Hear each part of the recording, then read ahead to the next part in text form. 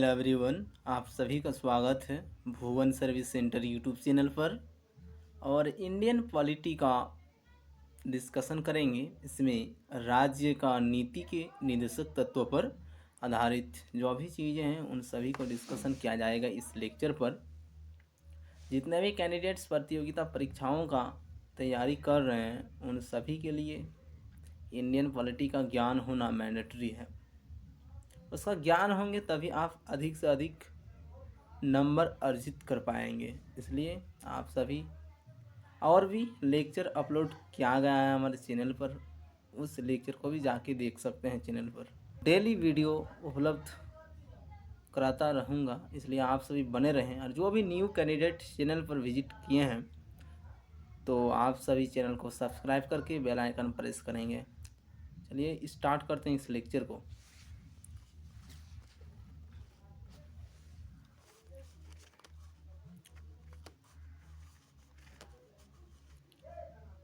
निदेशक तत्वों का स्रोत मूल अधिकार की तरह 1928 के नेहरू प्रतिवेदन में खोज सकते हैं। 1945 के तेज बहादुर सप्र प्रतिवेदन में मूल अधिकारों को स्पष्ट रूप से दो भागों में बांटा गया था: न्यायालय द्वारा प्रवर्तनीय तथा अप्रवर्तनीय।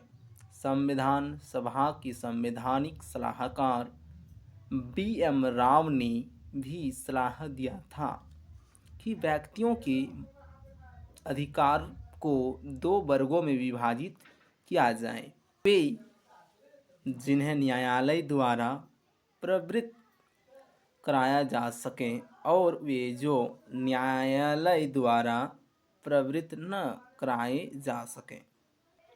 उनके विचार में दूसरा वर्ग राज्य के प्राधिकारियों के लिए नैतिक उपदेश के रूप में था।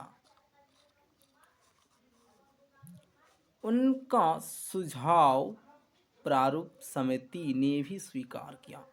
इसके परिणाम स्वरूप निदेशक तत्व अस्तित्व में आया। निदेशक तत्वों का उद्देश्य सामाजिक, आर्थिक और राजनैतिक न्याय तथा व्यक्ति की गरिमा और कल्याण की प्राप्ति है। निदेशक तत्वों तथा मूल अधिकार के संबंध को लेकर न्यायालय का कुछ महत्वपूर्ण निर्णय।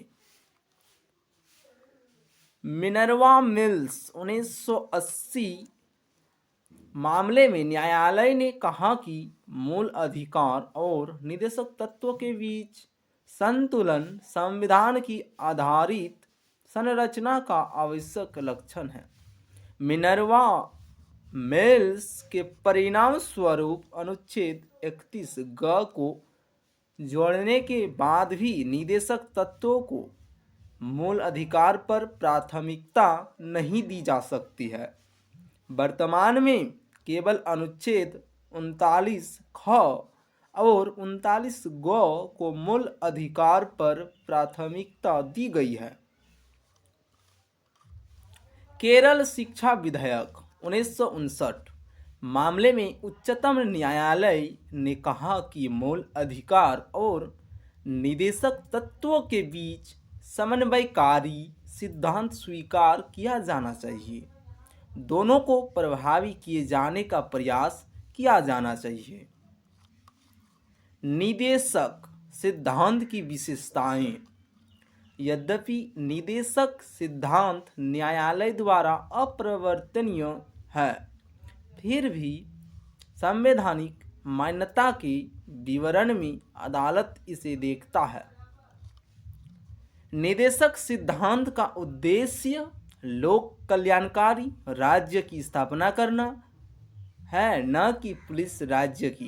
निदेशक सिद्धांत अप्रवर्तनीय है, अर्थात न्यायालय द्वारा लागू नहीं कराया जा सकता है।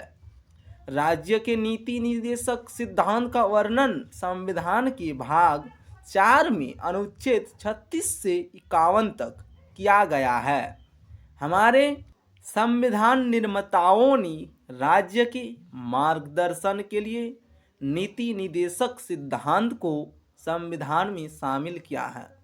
निदेशक सिद्धांत बताता है कि राज्य नीतियों एवं कानूनों को बनाते समय इन्हें ध्यान में रखेगा। आधुनिक लोकतांत्रिक राज्य में आर्थिक, सामाजिक और राजनीतिक विषयों में निदेशक सिद्धांत अति महत्वपूर्ण है। दशा और दिशा के आधार पर इन्हें 3 व्यापक श्रेणियों में वर्गीकरण किया गया है। समाजवादी सिद्धांत, ये सिद्धांत समाजवाद के आलोक में है।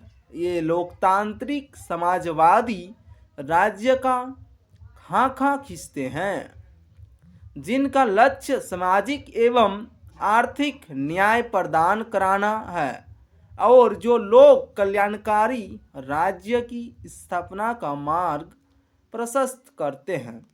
ये राज्य को निर्देश देता है कि जन स्वास्थ्य और लोगों की रहन सहन स्तर को उन्नत करना, अनुच्छेद 47 सुरक्षित करना,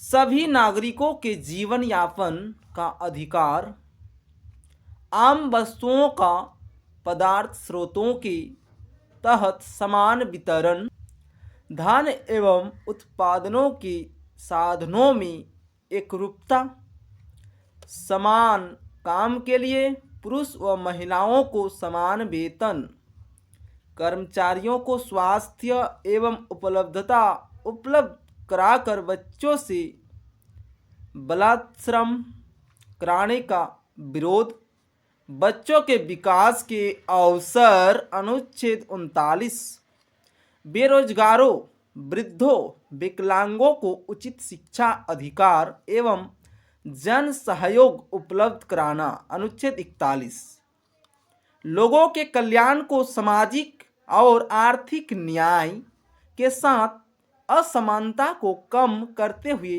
प्रोत्साहित करना और अवसर उपलब्ध कराना, अनुच्छेद 38।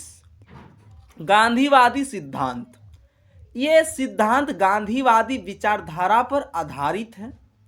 ये राष्ट्रीय आंदोलन के दौरान गांधी द्वारा पुनर्स्थापित योजनाओं का प्रतिनिधित्व करते हैं।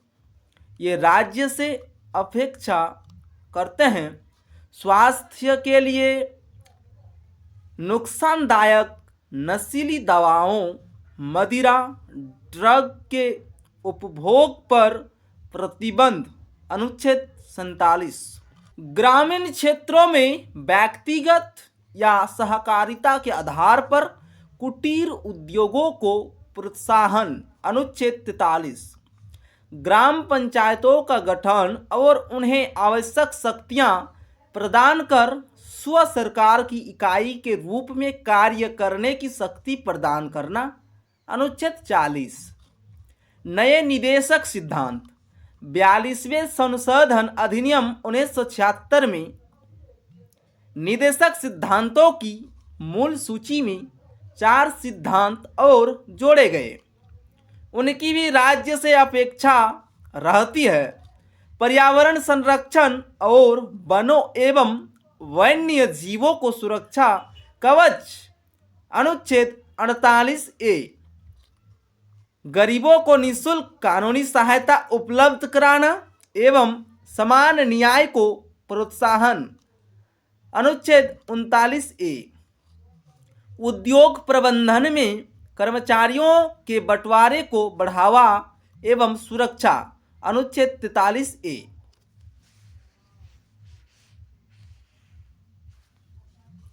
बच्चों के स्वास्थ्य विकास के लिए अवसरों को सुरक्षित करना, अनुच्छेद 39। उदार बौद्धिक सिद्धांत, इस श्रेणी में उन सिद्धांतों को शामिल किया है जो स्वतंत्रता की विचारधारा से संबंधित है। ये राज्य को निर्देश देते हैं। राज्य लोक सेवा कार्यकारिणी से न्यायपालिका को विभक्त करना, अनुच्छेद 50।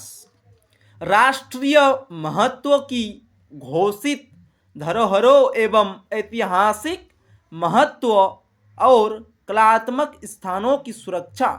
अनुच्छेद 49 पशु चिकित्सा एवं कृषि का आधुनिक एवं वैज्ञानिक रूप से संगठन। अनुच्छेद 48 सभी नागरिकों को समान सिविल संहिता के तहत पूरे देश में सुरक्षा दे। अनुच्छेद 44 मूल अधिकारों एवं नीति निदेशक सिद्धांतों के मध्य अंतर। मूल अधिकार निदेशक सिद्धांत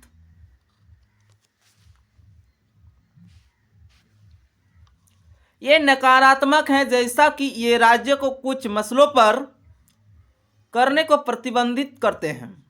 ये सकारात्मक हैं, राज्यों को कुछ मसलों पर इनकी आवश्यकता होती है।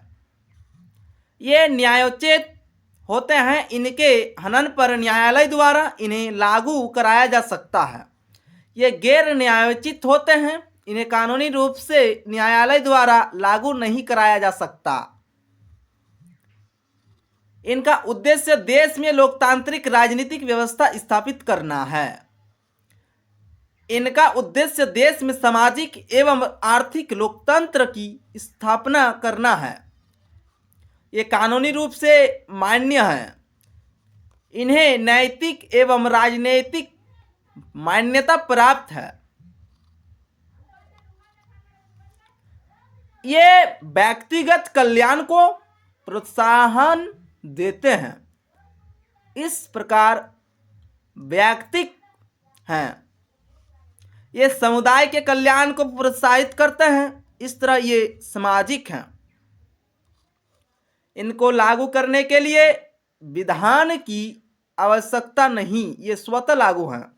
इन्हें लागू करने में एक विधान की आवश्यकता होती है, ये स्वतः लागू नहीं होते।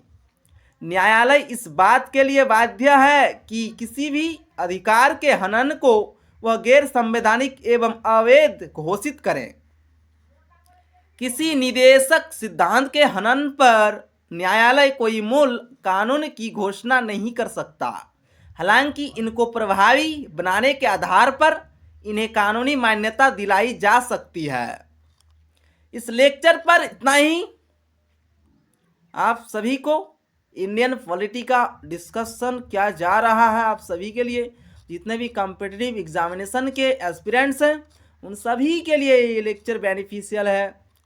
तो आप सभी इसी प्रकार से बने रहें और जो भी हमारे माध्यम से नोटिफिकेशन रिलीज की जाएंगी आप सभी को सबसे पहले पता चल जाएंगे। और जो भी क्वेश्चन या फिर कोई भी डाउट रहती है आप सभी का, तो आप सभी कमेंट करें, उसका जवाब दे दिया जाएगा।